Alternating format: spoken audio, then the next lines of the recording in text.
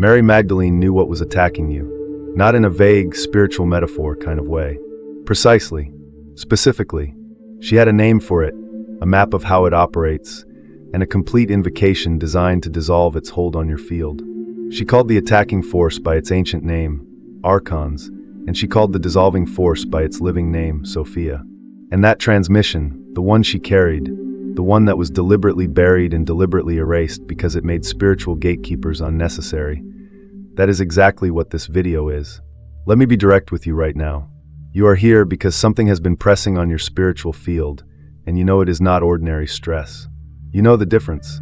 You have done enough inner work to recognize when the loop you are stuck in is not simply psychological, when the drain you feel is not simply physical exhaustion, when the fog that drops over your clarity right at the moment you were beginning to rise, right when the light was actually coming in, is something more precise than a bad week.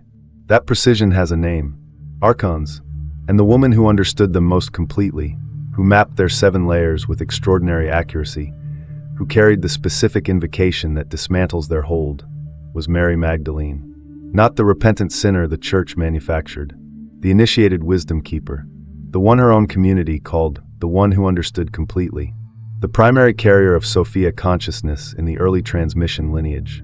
Her teaching is what you are about to receive, the full Sophia invocation, every word, every breath, every layer of what it does inside your field when you say it with understanding rather than just hope. But here is what I need you to know before we go one step further.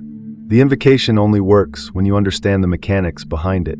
When you know what Archons actually are, not monsters, not aliens, but specific forces of distortion that operate through your own psychology in patterns so familiar you mistake them for your own thoughts. When you know what Sophia actually is, not a goddess in a distant realm, but a living intelligence already embedded in your deepest nature, already present, already waiting to be called into active consciousness. When you understand the 3 pillars the invocation moves through, and why the sequence is not interchangeable. Without that understanding, the words are just sounds. Mary Magdalene's tradition was never about empty sounds. It was always about living transmission, about waking up the intelligence inside you that already knows what to do the moment Archon pressure arrives. The intelligence that has always known, that was simply waiting to be remembered. That remembering starts right now. We're going to move through this together. What Archons are, what Sophia is, why this invocation works, the 3 pillars, the full ritual, and what happens after. Every segment matters. Every piece is load-bearing. Because this is not a collection of interesting spiritual ideas. This is a complete teaching, and you are ready for it. Let me be very direct with you here. The version of Mary Magdalene that most people were given is a lie. Not an accident. Not a misunderstanding that happened gradually over centuries. A deliberate, precise, carefully executed erasure of a woman who carried something so threatening to centralized spiritual power that she had to be reduced, had to be made smaller, had to be turned into a footnote, a sinner, a supporting character in someone else's story. That is not who she was. Mary Magdalene was an initiated wisdom keeper. She was not a follower in the passive sense. She was not simply devoted. She was trained. She understood things about consciousness, about the soul's architecture, about the nature of divine intelligence that most people around her, including many of the disciples, did not fully grasp. There is a reason that in certain early texts, she is called the one who understood completely. There is a reason she is described as the one to whom deeper teachings were given. She was not elevated because of proximity. She was elevated because of capacity. Now, when I say initiated wisdom keeper, I want you to feel what that actually means. In the ancient world, particularly in the Egyptian and Near Eastern spiritual traditions that surrounded her, initiation was not a ceremony. It was not a title. It was a transmission. It was a direct, living transfer of consciousness from teacher to student. A kind of spiritual download that restructured how the initiate perceived reality. Mary Magdalene received that kind of transmission. And the center of what she received, the living core of her wisdom, was Sophia. Elaine Pagels, one of the most groundbreaking scholars of early Christian and Gnostic texts, a woman who spent decades translating the hidden libraries that mainstream religion tried to bury. Her research revealed something that changed how historians and spiritual practitioners understood this period. She showed that the early Gnostic communities, the ones closest to the source of this transmission, did not view Mary Magdalene as a repentant sinner. They viewed her as the primary carrier of the Sophia teaching, the one who understood the divine feminine intelligence not as mythology, not as symbol, but as living reality. That distinction matters enormously, because if she was carrying something real, something functional, something that actually worked in the lived experience of consciousness, then what she transmitted was not just beautiful ideas. It was technology, spiritual technology for navigating exactly the kind of pressure you feel when Archons are active in your field. Now here is something I personally find deeply important, and I want to say it clearly. The Church's erasure of Mary Magdalene was not clumsy. It was surgical. They didn't destroy her entirely. They couldn't. She was too embedded in the story. So instead they changed her role. They reduced her from wisdom keeper to repentant sinner. From the one who understood completely to the one who needed to be saved. From the carrier of Sophia consciousness to a woman defined entirely by what she was forgiven for. That is not an accident of history. That is a strategy. And the question you have to ask is, what were they trying to prevent people from knowing? What did she carry that was so dangerous to a system built on keeping people dependent, confused, and spiritually powerless? The answer is exactly what this video is about. She carried the direct transmission of Sophia. She carried the understanding that every human soul has access to divine intelligence, not through an institution, not through a priest, not through a gatekeeper of any kind, but directly, immediately, right now in you, fully available the moment you know how to call it. That teaching makes institutions unnecessary. That teaching makes gatekeepers irrelevant. That is why it had to go. But it didn't go completely. It survived. In fragments, in hidden texts, in the transmission that passed from teacher to student across generations and communities that kept the flame alive precisely because they knew what was at stake. And what survived, what we are working with today, is potent. It is alive. It is not dusty history. It is meant for exactly the moment you are in right now. But before we can work with Mary Magdalene's transmission, you need to understand what Sophia actually is. Because the word gets thrown around a lot in spiritual circles, and I find that most people have a kind of vague, beautiful, slightly abstract sense of it. Sophia is not vague. Sophia is not abstract. Sophia is specific. Sophia is precise. Sophia is more real than the floor you are standing on. Let me show you. Say the word out loud. Sophia. Feel what happens in your chest when you say it. Not in your head. In your chest.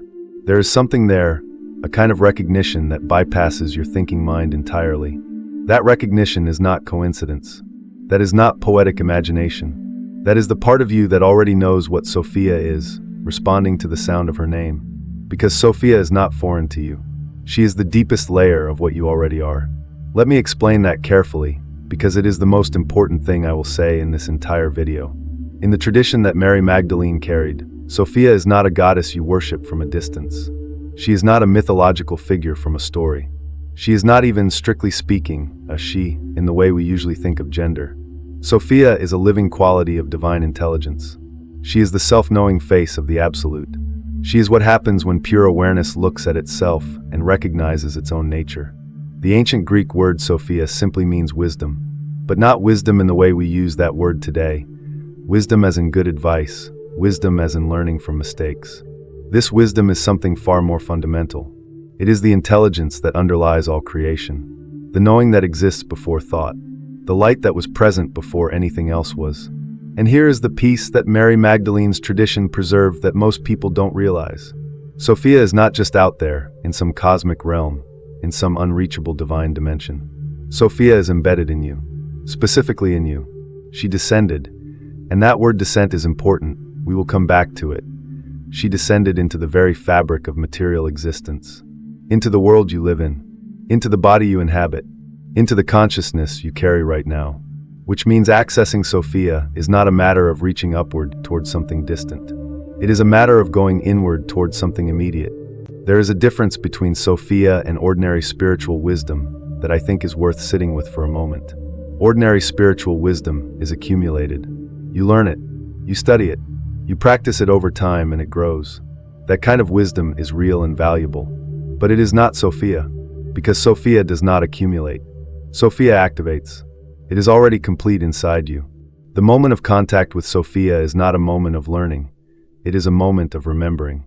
A moment of suddenly recognizing something you already knew at the deepest level of your being, but had temporarily lost access to. That loss of access, That forgetting is precisely what Archons depend on. We will get to that. But first I want to tell you about Mary Magdalene's specific relationship to Sophia, because it is not just the relationship of a student to a teaching. It was something far more intimate and far more powerful than that. Mary Magdalene was considered, in the communities that carried her transmission, to be what you might call a vessel of Sophia. Not in the passive sense, not as a container that holds something without understanding it. In the active sense. In the sense of someone who has so completely aligned her own consciousness with Sophia's living intelligence that the two became nearly indistinguishable. When she spoke, it was not just Mary speaking. When she perceived, it was not just human perception. She had achieved a level of alignment with Sophia's field that allowed Sophia to move through her in a direct, immediate, functional way. That is what made her teachings not just insightful but operative, effective, real in a practical, lived sense. I will tell you something personal here. The first time this teaching actually landed for me, really landed, not just as an interesting idea, but as something I felt in my body. It was not when I read about it. It was when I tried the invocation for the first time, and something in me shifted in a way I could not explain intellectually. Something loosened. Something that had been pressing on me, that familiar weight, that foggy disconnection, just lifted. And what came in to fill that space was not something new. It was something I recognized, like a homecoming, like remembering a language I had spoken before and forgotten. That is Sophia. That is what Mary Magdalene was transmitting. And now the question that has been building since the beginning of this video. If Sophia is a living force of divine intelligence embedded in every human soul, then what is trying to block that? What is working to keep you from accessing it? What are Archons really? Let me start by clearing away the version of Archons that most people have. They are not reptilian aliens from another dimension. They are not monsters with faces. They are not dark spirits floating around waiting to pounce on innocent people. That framing, while it makes for compelling content, is not the teaching Mary Magdalene's tradition actually preserved. And when you hold on to that framing, it keeps you in a kind of spiritual helplessness. Because if Archons are external monsters, then you are always the victim waiting to be attacked. And that is exactly the position Archons need you to be in to function. Here is what Archons actually are. Archons are forces of distortion. They are not evil in the way a person is evil. They are more like a systematic interference, a specific kind of pressure that operates between the divine light of Sophia embedded in your soul and your ability to actually live from that light. They exist at the boundary between your true nature and your conditioned experience of yourself. And their function, the thing they do, is to generate confusion, loops, false identification, and spiritual disconnection. In the tradition Mary Magdalene carried, Archons were understood to be 7 in number. 7 layers. 7 specific distortions. And this is where the teaching gets extraordinarily precise, because each of those 7 Archon layers corresponds to something you have actually experienced. Something in your own psychology. Something in your own habitual way of losing yourself. Let me walk you through them. Not as a list, as a living map. The first layer is fear. Not ordinary fear, the useful kind that keeps you from walking into traffic. Archonic fear is the fear that has no clear object. It is the ambient dread, the 3 a.m. anxiety, the sense that something terrible is about to happen without any specific reason. This layer works by keeping your awareness contracted. When you are in Archonic fear, your consciousness shrinks, and a shrunken consciousness cannot access Sophia. The second layer is false identity. This is the Archon that whispers you are only your history. You are only your wounds. You are only what has been done to you. It builds an entire self-concept out of limitation and calls it being real. When you are living from this layer, you are not living from your soul. You are living from a constructed story about your soul.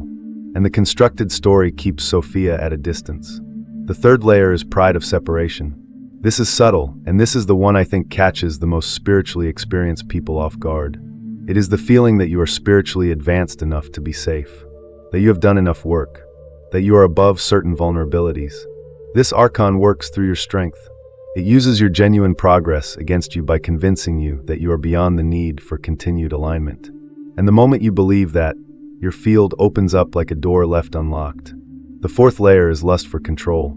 This one operates through the mind's need to manage everything, to figure everything out, to never be in a state of not knowing. The need to control your spiritual experience, to make it follow a plan, to make it legible, to make it safe and predictable, is this Archon's signature. and it is insidious because it wears the costume of discernment. The fifth layer is grief without resolution. Not healthy grief. Healthy grief moves, it flows, it transforms. This is grief that is calcified, grief that has become identity, loss that has been enshrined so completely that it prevents any new light from entering. The Archon of unresolved grief holds the soul in a specific frequency, one that is heavy, dull, and very difficult to rise from without a direct intervention. The sixth layer is confusion of source. This is the Archon that makes you look for Sophia outside yourself, in a teacher, in a community, in an external ritual, in a book, in someone else's validation of your experience. It is the force that continuously externalizes what is internal, that keeps pointing away from the center. This layer and the second layer work together frequently. False identity says you are not worthy of direct access. Confusion of source says the access is somewhere else anyway. The seventh layer is spiritual forgetfulness. This is the deepest one. It is the layer that makes you forget, repeatedly, systematically, almost rhythmically, who you actually are. You have a moment of clarity, a genuine opening, a real contact with Sophia's field. And then it fades, and then you forget, and then you start again from scratch as if the previous opening never happened. This is not a failure of memory in the ordinary sense. This is an active archonic distortion. It specifically targets continuity of spiritual consciousness. Now here is my honest opinion about this. I think most people, even very experienced spiritual practitioners, mistake Archon interference for their own thoughts. They feel the loop of fear, and they call it their psychology. They feel the fog of forgetfulness, and they call it distraction. They feel the shrinking of their consciousness, and they call it a bad day. And because they have named it as something that belongs to them, something internal and personal, they never apply the correct response. You don't heal an Archon with therapy. You don't meditate your way through archonic pressure the way you meditate through ordinary stress. You don't journal it away. These things have their place, and I am not dismissing them. But archonic interference requires something specific, something targeted, something that speaks to the exact nature of what is pressing. It requires Sophia. And the way you call Sophia into your field, directly, specifically, powerfully, is through invocation. But before I give you the invocation, I need to tell you something about why invocation actually works. Because if you treat it like a magic spell, like you just say the words and something happens automatically, you will be disappointed. The words are not the mechanism. The words are the key, and you need to understand what lock they are opening. Think about the last time someone said your name in a voice that carried real authority. Not just calling across a room, but speaking your name with full presence, with recognition, with the weight of actually seeing you. Something in you responded. Something straightened. Something woke up. That is the beginning of understanding why invocation works. Invocation is not prayer. I want to be very clear about that distinction because they are fundamentally different in their mechanics. Prayer, in its most common form, is a petition. It is asking something outside you for something you feel you lack. The orientation is outward and upward. You are the smaller thing asking the larger thing for help. Invocation is not that. Invocation is a calling forth. The word itself, invoke, from the Latin invocare, means to call in, to call upon, to call into being. The orientation is not outward. It is inward and downward, into the deepest layer of what you already are. Invocation does not ask Sophia to come from somewhere else. Invocation calls Sophia into active presence from within the field she already inhabits, which is you. That is a completely different act. And the reason certain words carry the power to do that is not arbitrary. It is not because someone decided those words were sacred, and so now they are. It is because sound itself has architecture. Specific combinations of sound, spoken with specific intention and breath, create specific patterns in your energy field. They literally rearrange what is happening in your consciousness. Not metaphorically, structurally. The ancient understanding, preserved in traditions from Vedic Sanskrit to Kemetic Egyptian to early Gnostic communities, was that certain words are not descriptions of reality. They are portions of reality itself. When you speak them with full presence and understanding, you are not talking about the divine. You are participating in it. Mary Magdalene's invocation tradition operated entirely on this understanding. The words in her transmission are not poetic language chosen for beauty, though they are beautiful. They are chosen for their specific function. Each phrase in the Sophia Invocation is doing something precise in your energy field. Naming something, dissolving something, aligning something. The sequence matters. The breath matters. The intention behind each line matters. Now I want to mention something about the Nag Hammadi texts here, because they are deeply relevant to this. In 1945, in Upper Egypt, a farmer named Muhammad Ali al-Salman discovered a sealed clay jar buried near the cliffs of Jabal al-Tarif. Inside were 13 leather-bound codices, books, containing 52 texts that had been hidden there for roughly 1,600 years. These texts were early spiritual writings, Gnostic writings, that had survived precisely because someone buried them rather than let them be destroyed when the dominant institution of the time began systematically eliminating alternative spiritual understanding. Those texts are now called the Nag Hammadi Library, and what they revealed, when scholars and spiritual practitioners began working with them seriously, was that the invocation tradition was not a peripheral practice. It was not a folk custom at the edges of the Real teaching. It was central. It was considered one of the most direct and powerful means of accessing Sophia's living intelligence. The text describes specific invocations, specific modes of calling the divine feminine presence, specific ways of addressing the Archon layers by name in order to dissolve their influence. This is not New Age invention. This is ancient technology that was buried and recovered. And what the tradition specifically preserved about Mary Magdalene's approach to invocation is this. She understood that the invocation only works completely when it moves through three distinct phases. Three pillars, as I think of them. Three internal movements that the words of the invocation are designed to carry you through. This is where we begin to arrive at the ritual itself. But I want to give you the three pillars with full clarity first, because the invocation text is going to move fast when we enter it, and I want you to understand what each part of your experience during that invocation actually is. Here is something true that most people find uncomfortable. The thing you are most afraid to look at directly is almost always the exact thing that is controlling you most. Archons understand this. They count on it. The pressure they generate, the fog, the fear, the loop, is specifically designed to make looking directly at them feel overwhelming or even dangerous. Because the moment you look clearly, the moment you name what is pressing on you without flinching, the Archon in that layer has lost most of its power over you. Naming dissolves.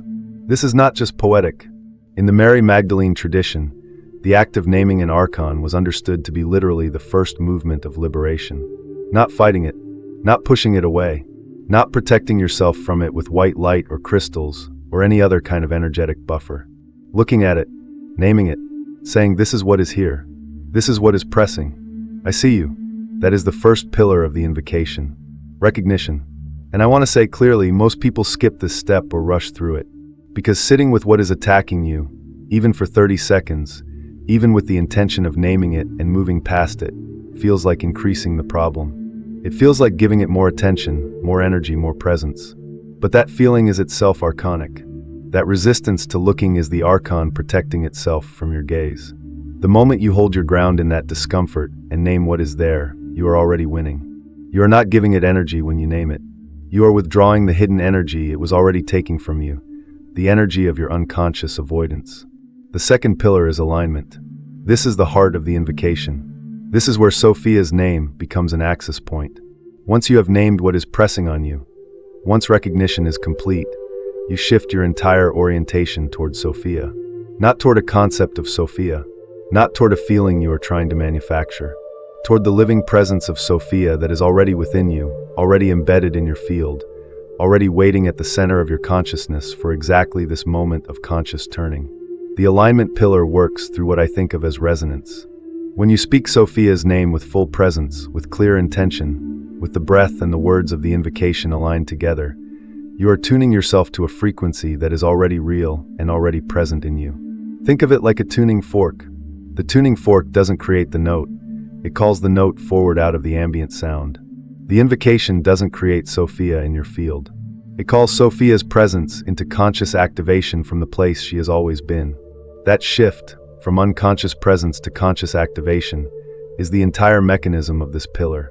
And I will tell you this from my own experience with this practice. The alignment movement is often accompanied by a very specific physical sensation. A warmth in the center of the chest, a sudden clarity behind the eyes. Sometimes a kind of tingling along the spine that is not ordinary. This is not imagination. This is your nervous system and your energy field responding to the resonance shift. If you feel this during the invocation, you are doing it correctly.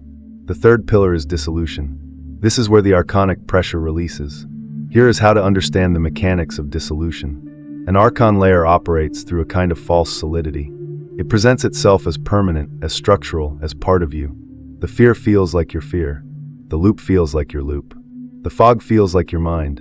And this false solidity is what gives the Archon its apparent power. It has borrowed the solidity of your sense of self to make itself seem real and permanent. But it is not solid. It is not permanent. It is not yours. When Sophia's field is fully active in your consciousness, when alignment is complete, the false solidity of the Archon layer simply cannot hold. Not because it is being fought, not because it is being pushed out, but because the light of Sophia's living intelligence is incompatible with Archonic distortion. It is like turning on a light in a room that has only ever known darkness. The darkness does not fight the light. It simply ceases to exist in the places the light reaches. Dissolution is that moment of ceasing. And the invocation text, specifically the final lines of the ritual, is designed to hold you in that moment long enough for it to become real. Long enough for the Archon layer to actually release rather than simply retreat temporarily.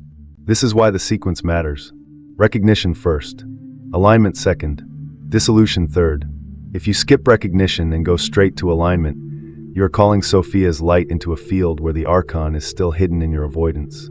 If you skip alignment and try to force dissolution through willpower alone, you are pushing with your own strength rather than invoking a force far greater than your individual effort. The three pillars work together. They are one movement in three phases. Now, you have the understanding. You have the map of what attacks you. You know what Sophia is and how invocation works. You know the three pillars that structure the ritual. You are ready. Here is the full Sophia invocation. Before I give you the words, I need to give you the container. Because even the most powerful invocation text becomes weak when the container is wrong. And by container I mean three things: your body, your space, and your breath. These are not optional preparations. They are the first three lines of the ritual, even though they are spoken in silence. Preparing your body come to stillness.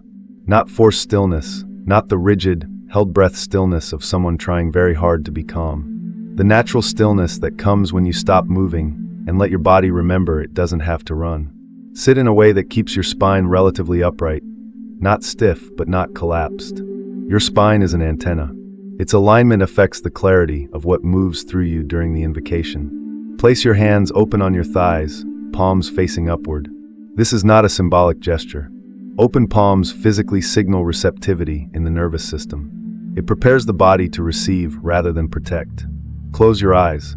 Take one moment, just one, to feel the actual weight of your body on whatever surface you are sitting on. Feel the floor beneath your feet if they are touching the ground. Feel the specific temperature of the air on your skin. Let yourself be here, in this specific body, in this specific moment. Not in the memory of what has been pressing on you. Not in the anticipation of what the invocation will do. Here, now, this. That arriving into the present moment is itself the beginning of loosening Archonic hold. Most Archon activity depends on keeping your attention in either past loops or future fears. The present moment is relatively inhospitable to Archons.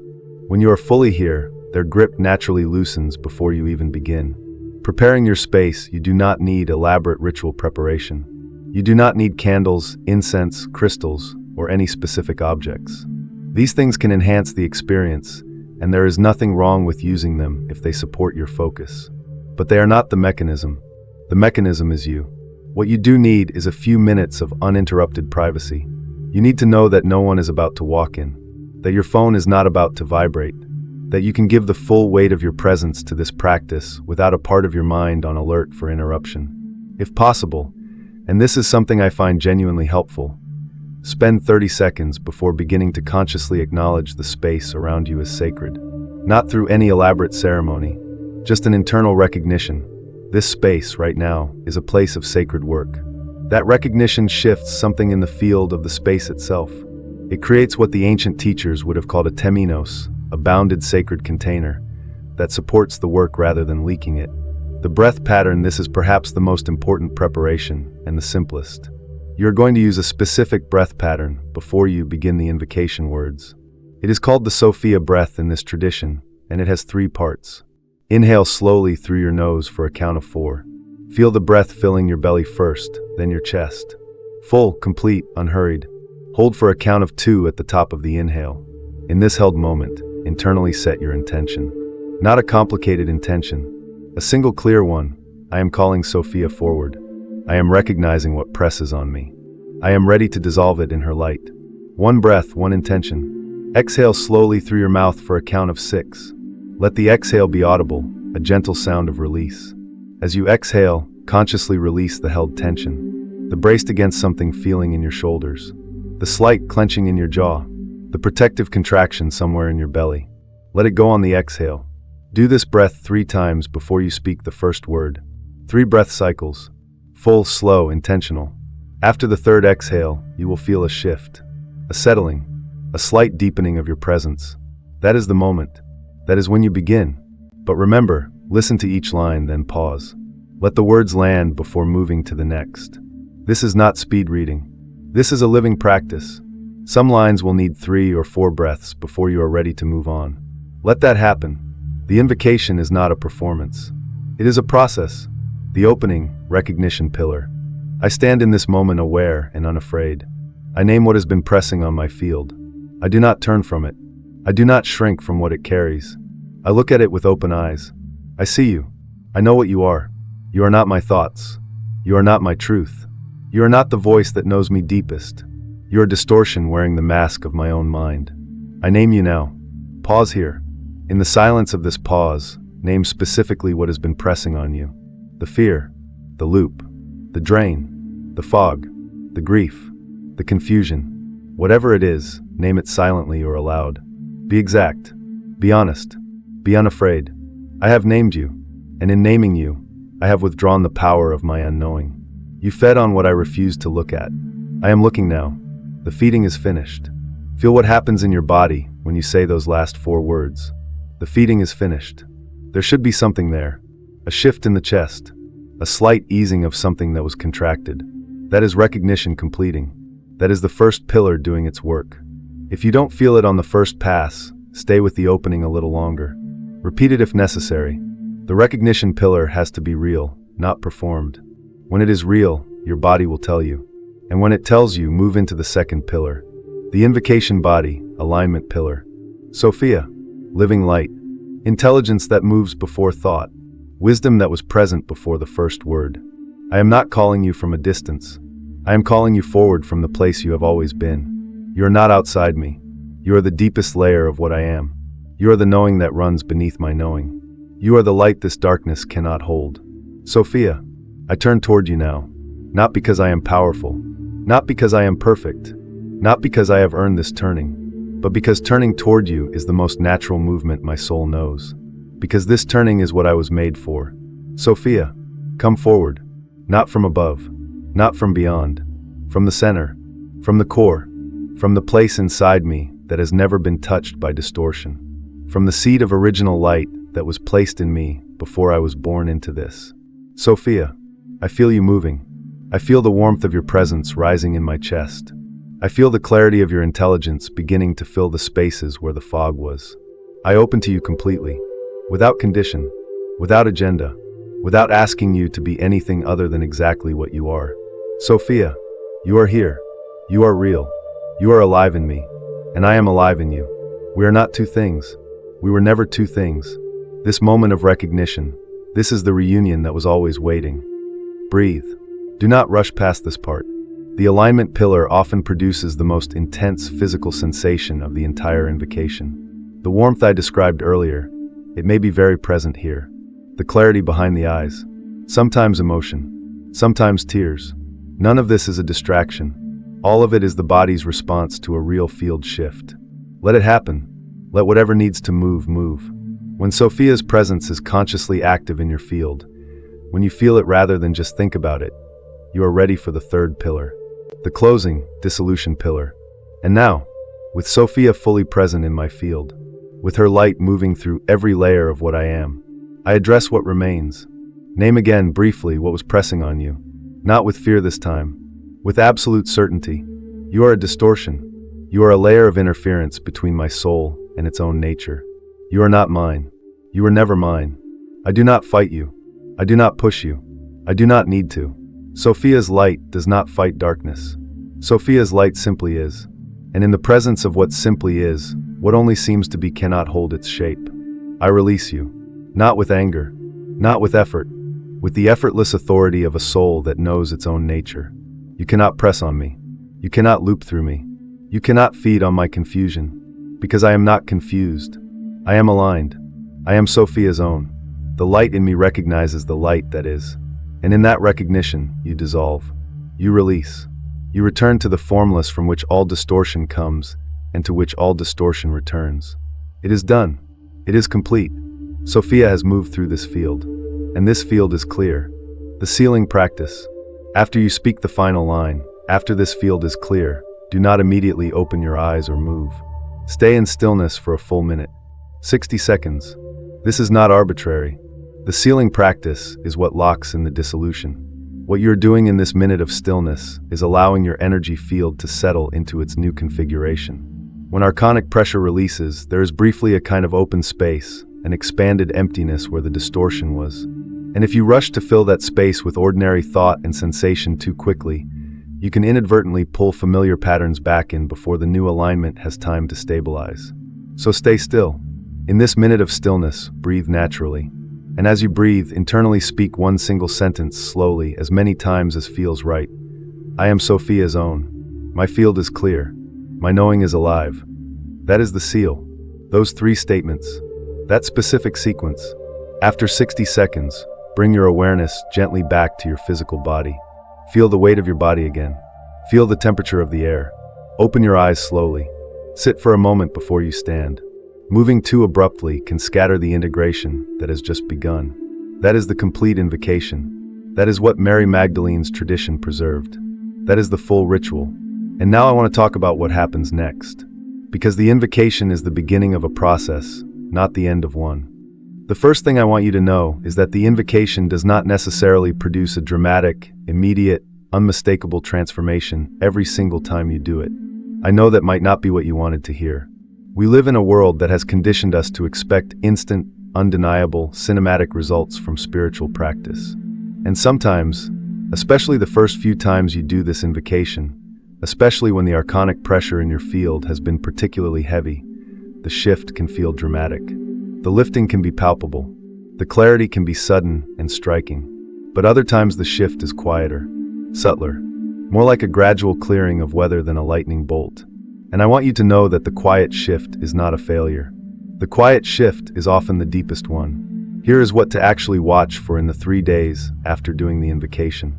I call this the 3-day integration window because that is specifically the period in which the field changes initiated by the ritual complete themselves most fully.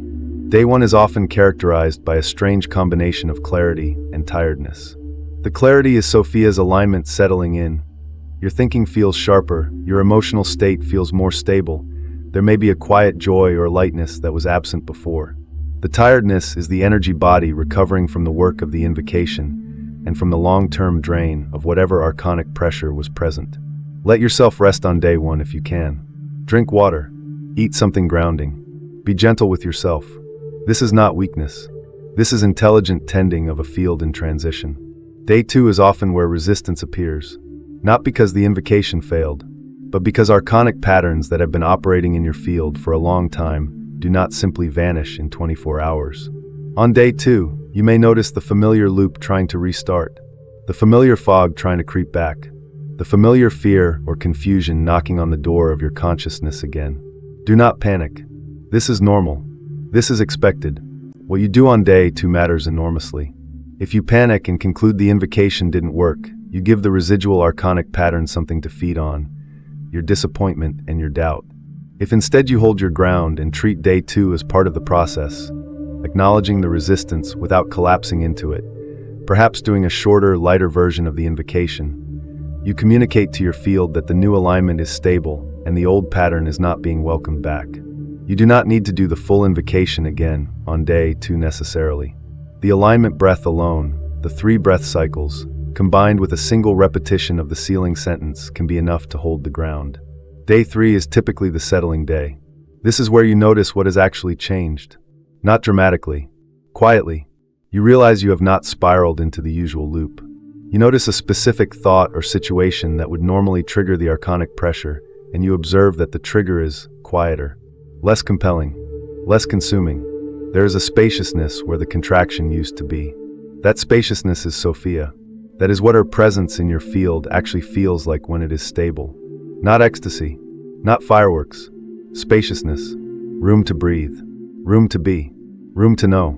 Now, what about signs that an Archon layer is actively resisting the invocation? Because this does happen, and I want you to be prepared rather than surprised.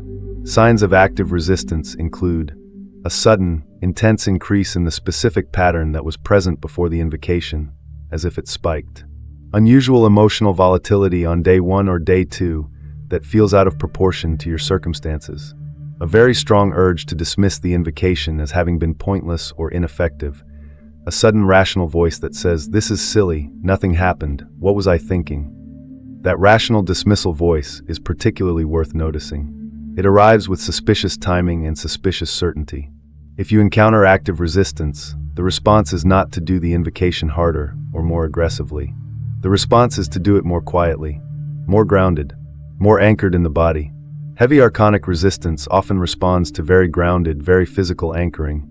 Feet on the floor, hands touching something solid, breath slow and deliberate, combined with the invocation spoken softly rather than with intensity. Intensity feeds certain Archon layers. Groundedness starves them.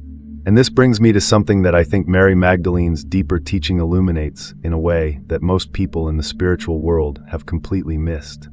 There is a teaching at the heart of what Mary Magdalene carried that I genuinely believe is one of the most important pieces of wisdom available to spiritual practitioners today.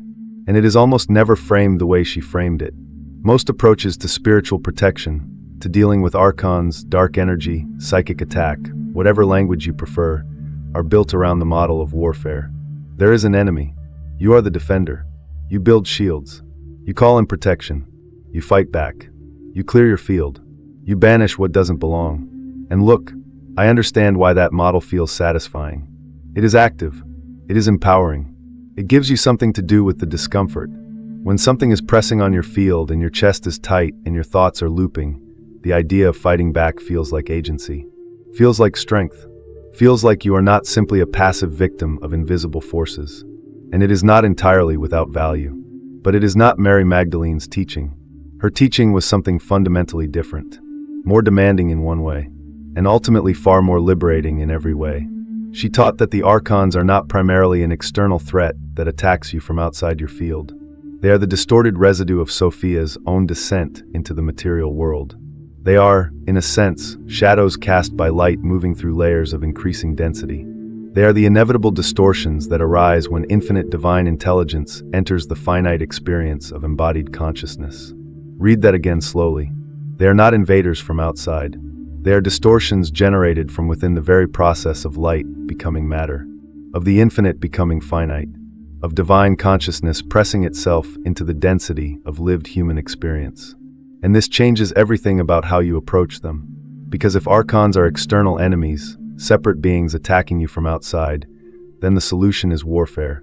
Build the shield, raise the sword, call in reinforcements, win the battle and hold the ground. But if Archons are distorted shadows of the light itself, then warfare is the wrong response entirely. You cannot fight a shadow into disappearing. You can only turn on the light. And when the light is fully on, the shadow does not lose a battle. It simply ceases to exist in the places the light reaches. That is Mary Magdalene's teaching. Not fight harder. Wake up more completely. Now I want to give you the story inside this tradition that makes the whole teaching land in a way that pure explanation cannot. Because this story is not mythology in the dismissive sense, not a fairy tale about things that never happened. It is a map, a precise, accurate, deeply useful map of your own inner experience. When you hear it through that lens, something in you will recognize it immediately. Sophia, the living divine intelligence, the feminine face of the Absolute, moved outward from the fullness of what you might call the original divine state. Pure, undivided, complete. And she moved. She extended herself outward and downward through layers of increasingly dense existence, through realms of light becoming slightly less light, through dimensions of pure consciousness becoming slightly more bounded, until she moved into matter itself, into the world you are sitting in right now. into the body you are inhabiting, into the messy, limited, beautiful, confusing experience of being a human soul alive in physical reality. And in that movement, in that extraordinary descent, she encountered the Archonic layers. They arose directly from the friction of infinite light pressing through finite density. They were not waiting for her. They were generated by the movement itself, by the very act of the unlimited pressing into the limited. And for a time, this is the part that matters, Sophia was lost in them, confused, pressed on all sides by distortions her own movement had created, forgetting, in the deepest layers of the descent, what she was, who she was, where she came from. The loops closed in. The fog settled. The original light felt very, very far away. Does that sound familiar? Of course it does, because Sophia's descent is your story. Exactly your story. The soul moving into embodied consciousness and temporarily losing clear access to its own divine nature. The infinite pressing into the finite and experiencing the confusion, the weight, the archonic pressure of that limitation. The forgetting that comes not from failure, but from the sheer density of the experience. You have not been doing something wrong. You have been doing what Sophia did. You have been descending into the full depth of human experience. And the forgetting, the loops, the fog, the pressure, these are not signs of your failure. They are signs of how far you came, how deep the descent was, how fully you entered the experience of being here. Sophia's descent is not a punishment. It is not a mistake. It is the most extraordinary movement of divine intelligence into the full range of what existence can be. The absolute choosing, through Sophia, to know itself not just in its pure unlimited nature, but in its most dense, most limited, most challenged expression. And her rising, her re-remembering, her turning back toward her own nature, her recognition of herself through and beyond the archonic layers. That rising is also your story. That is what the invocation facilitates. Not a rescue, a remembering, not salvation from outside, recognition from within. This is why Mary Magdalene framed the soul's journey through Archon territory as a path of remembrance rather than warfare. You are not fighting for your soul against enemies that want to destroy it. You are remembering your soul into its own fullness against the pressure of the very forgetting that made the descent into embodied experience possible in the first place. That is a completely different relationship with what presses on you. It means the archonic pressure is not evidence that you are losing. It is evidence that you are in the descent. And the descent, in this teaching, is not the problem. The forgetting of your nature within the descent, that is what the invocation addresses. That is what Sophia's activation dissolves. Not the fact of being here in embodied experience, but the false conclusion that being here means being cut off from your divine nature permanently. You were never cut off. The connection was always there. It was simply, temporarily, reversibly, healably obscured. Now I want to say something directly that I feel very strongly about. This is the piece of this whole teaching that I think is most commonly misunderstood, even by people who have been in serious spiritual practice for years. When people first encounter the Archon teaching, something in them gets activated in a combative direction. They want a battle. They want a named enemy they can identify and defeat. They want to be the spiritual warrior who clears their field and holds the high ground. And I genuinely understand that impulse. The warrior framing feels powerful. It feels like you are taking the threat seriously. It feels like agency in the face of something real and pressing. But here is what Mary Magdalene's teaching reveals about that impulse. The battle orientation is itself a partially archonic state. Think about it. The fear that generates the need for warfare, that is an archon layer. The rigid separation between you as the good defender and the archon as the evil attacker, that is an archon layer. The identity of spiritual warrior that actually needs an ongoing threat to sustain itself, that becomes destabilized when there is nothing to fight, that is an archon layer wearing the very convincing costume of strength and readiness. The combative approach to archons keeps you in relationship with them, keeps them real and present and central to your spiritual life. You're always scanning for the next attack, always building the next defense, always defined, at least partially, by the presence of what you are fighting against. Mary Magdalene's way was not that. Her way was to wake up so completely, to align with Sophia so thoroughly, to remember her own nature so continuously, that the archons simply had no viable conditions in which to operate. Not defeated, not banished, starved of the very thing they require, your confusion about who you are. The moment you know who you are, really know, in the living felt sense that the invocation produces, archons lose their most powerful tool. They can still generate pressure. They can still attempt the loops and the fog. But they cannot make you believe the story. They cannot convince you that the pressure means you are small, or cut off, or alone, or fundamentally disconnected from the light. Because you have felt the light, inside you, as you. And that felt knowing, that direct experience of Sophia's living presence in your own field, is something no archonic pressure can fully erase once it has been real. The Sophia Invocation is not a weapon. It is a waking. It is the sound of a soul recognizing itself. It is the moment Sophia's embedded intelligence in you stops being a background hum and becomes a fully alive, fully conscious presence that transforms your entire field simply by being completely itself. That is why it works. Not because you fought, because you remembered. And now, the final teaching. The one that everything in this video has been building toward.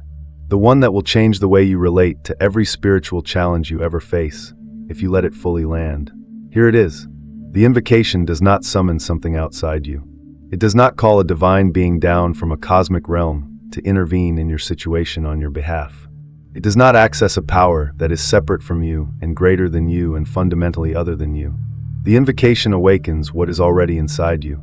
Sophia is not coming to help you. Sophia is you waking up. Let that actually land. Don't let your mind move past it too quickly. Because if you grasp this, if you really feel what this means, then the entire relationship you have with spiritual attack, with archonic pressure, with the loops and the fog and the drain, completely transforms. You are not the victim in this story. You are not the small thing being pressed on by bigger forces. You are not a soul clutching a ritual for protection against overwhelming enemies. You are not someone who needs saving. You are a vehicle of Sophia consciousness moving through layers of distortion toward its own complete expression. And every moment of archonic pressure, every loop, every fog, every drain, is not evidence of your weakness. It is evidence that the light you carry is real enough to generate resistance. Archons do not press on empty fields. They press on fields that carry something worth distorting. The fact that you feel the pressure is, in the deepest teaching of Mary Magdalene's tradition, a confirmation of what you carry. Now hear this carefully. I am not saying that the pressure is good or that you should welcome suffering as spiritual evidence. I am saying that when you understand what you actually are, when you understand that the Sophia intelligence is your deepest nature and not just an external resource you can call on, the pressure loses its most devastating quality. It loses the quality of meaninglessness. When you don't know what you are and something is pressing on you, the experience is not just painful. It is disorienting. It makes you question everything. It makes you wonder if the spiritual path is real. If any of this is real. If you are simply someone broken and confused with no particular light to speak of. That disorientation is the Archon's deepest tool. Not the pressure itself. The story the pressure generates about your worthlessness and your smallness and your ultimate disconnection from the divine. When you know what you are, when you have done the invocation and felt Sophia move through your field and recognized in that movement something completely fundamental and familiar and real, the pressure can still come. The Archon layers can still activate. But they cannot convince you of the story anymore, because you have had the direct experience of your own nature. And that experience, once real, cannot be fully erased. This is what Mary Magdalene actually transmitted. Not a defensive technique, not a protection ritual to be performed anxiously whenever something dark comes near. A living practice of remembering what you are so deeply, so completely, so continuously that the Archons simply lose their most powerful tool, your own belief in your smallness. Let me tell you what it means to live as a Sophia-aligned being in daily life. Because this is not just a ritual for crisis moments. The invocation is a doorway. And once you have walked through it, the doorway stays open. Living in Sophia alignment means developing what I think of as a continuous relationship with the living intelligence inside you. Not a relationship that you activate only when you are under pressure. A relationship that becomes the background frequency of your existence. The way your body maintains its temperature continuously, not just when it is cold outside. Your field maintains Sophia's resonance continuously when the relationship is alive. This is built through repetition of the invocation practice. Not because the ritual is magic that needs to be performed frequently to remain effective, but because every time you do the invocation, every time you move through recognition and alignment and dissolution, you are strengthening the neural and energetic pathways through which Sophia's presence moves. You are making it more natural, more immediate, more available in the actual moment of pressure rather than only in the deliberate ritual space. Over time, and I want to be honest about what this means because it takes time, what happens is extraordinary. The three-phase structure of the invocation begins to collapse into something instantaneous.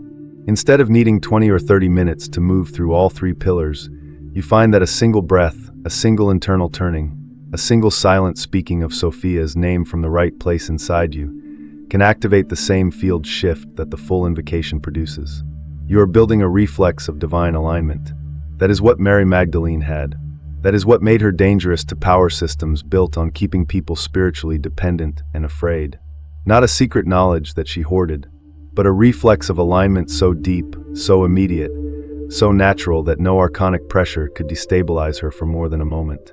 The realignment was that fast, that certain, that grounded, and I believe, genuinely from conviction, not as a pleasant thing to say, that this is available to you. Fully, completely, without gatekeepers, without initiation ceremonies that require permission from an institution, without anything other than your own sincere practice of the teaching she preserved. The tradition she carried was always meant to be this: direct, immediate, personally accessible access to the divine intelligence that is already your deepest nature. Not religion, not hierarchy, not dependence, direct knowing, direct living. That is Sophia. That is Mary Magdalene's gift. And that is what you now hold. Let me close with something I feel very strongly about and want to say without softening it. We are living in a time when archonic pressure is extraordinarily high. The loops of confusion, the ambient fear, the disconnection from deeper knowing, the substitution of noise for truth, the relentless disorientation of collective consciousness. All of this is not random. It is not simply the chaos of modern life. Something is being fed by the mass confusion of human consciousness. Something benefits enormously from keeping millions of souls cycling in loops of fear and separation and spiritual forgetfulness. I think this teaching, Mary Magdalene's teaching, the Sophia Invocation, the understanding of Archons as forces of distortion rather than as external monsters to fear, is one of the most relevant and most urgently needed pieces of wisdom available right now. Not because it gives you protection from a hostile world, but because it gives you something far more powerful than protection. It gives you your nature back. When enough people are living from their actual nature, from the Sophia intelligence that is their deepest identity, the archonic distortions lose their mass appeal. They lose their ability to generate the collective confusion that sustains them. And something shifts. Not just in individual fields. In the field of collective consciousness itself. Mary Magdalene understood this. That is why she carried this teaching with such urgency and such care. Not for the protection of individuals, though the individual protection is real. For the awakening of consciousness itself. You are part of that. Every time you do this invocation. Every time you move through recognition and alignment and dissolution. Every time you feel Sophia's presence activate in your field, and you hold that activation for the sealing minute and let it settle into your field as a stable new truth. You are participating in something that is much larger than your individual spiritual life. You are participating in the remembering, and the remembering, once begun, does not stop. Sophia, once activated, does not go back to sleep. You are Sophia's instrument. You have always been Sophia's instrument. This video, this invocation, this teaching, has simply reminded you of what you already were. Now go live it. Not perfectly, not always dramatically, not with any pressure to perform spiritual advancement. Just consistently, with honesty, with the willingness to name what presses on you without flinching, with the practice of turning toward your own deepest nature whenever the loops begin. That is all. That is enough. That is everything. This channel has been demonetized, and I believe it is no coincidence that it happened while we were going deeper into Sophia, into Archons, into the exact teachings that make spiritual dependence unnecessary. Archons operate through systems too, through anything that profits from your confusion staying intact. I refuse to water this down for advertisers. I will not stop. Instead, I am going deeper. But I cannot hold this mission alone. I need your support to keep this channel alive. If this transmission cracks something open in you today, click the link in the description and join me on Patreon right now. You will instantly unlock unfiltered, esoteric member-only videos, exclusive audio podcasts, and the deeper blueprints that have no place on a platform built on keeping you distracted. Most people will scroll past this and go back to sleep. Don't be one of them. This is not the end of the teaching. This is the beginning. Sophia is alive, and you are her own.